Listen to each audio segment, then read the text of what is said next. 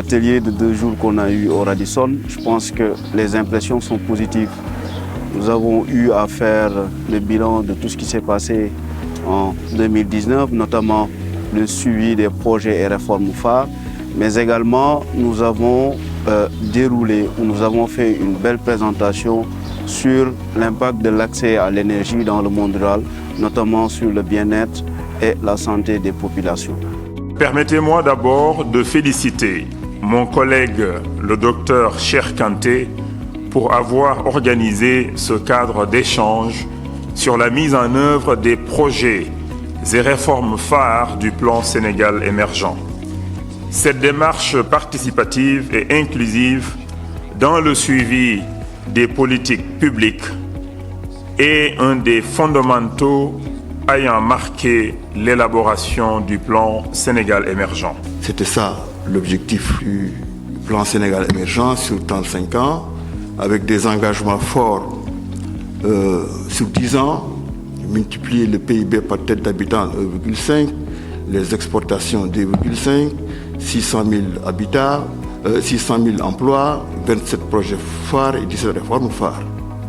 Au bilan, et c'est paradoxal parce qu'en 2014, nous étions côte à côte à la Chambre de commerce à Paris quand le président lançait le premier plan d'action prioritaire. Aujourd'hui, nous sommes côte à côte pour faire un bilan. Il y a des chefs de projet qui sont désignés et qui sont nos correspondants au niveau des ministères. Et ces chefs de projet-là ont été nommés par décret présidentiel. Et donc dans ce cadre-là, nous collaborons de manière très étroite dans le cadre du suivi des projets phares. Ce sont en fait des chefs de projet qui nous remontent les informations qui nous servent à assurer le suivi. Je voudrais tout d'abord remercier le Bureau opérationnel de suivi du plan émergent, le BOSS, pour les relations d'étroite collaboration qu'il a entretenues avec notre institution. En effet, le PNUD, depuis la mise en place du BOSS PSE, est particulièrement fier de l'accompagner dans son rôle de suivi de la mise en œuvre des programmes et réformes prioritaires du PSE à travers le programme d'appui au suivi du PSE, on appelle communément le PASS.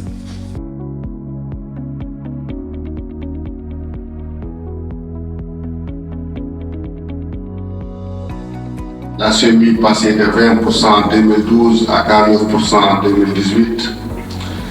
L'électrification rurale qui a atteint 40% contre 24% en 2012. L'État a mis les Sénégalais les plus précaires au cœur de ses priorités stratégiques. Tous les problèmes sont remontés au niveau du BOSS. Nous trouvons des solutions assez rapides. Les ateliers bilan qu'on a eu à faire, donc depuis 2015 pendant toutes ces années, non seulement elles sont motivantes, mais elles nous permettent aussi de faire part au BOSS de nos problèmes et de trouver des solutions à ces problèmes-là.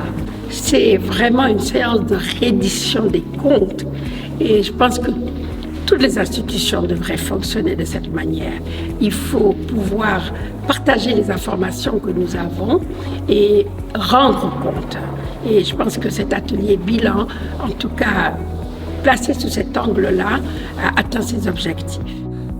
Nous avons également pu avoir la participation de la Delivery Unit de Finlande qui nous a fait part de leurs avancées et de leurs grandes réussites.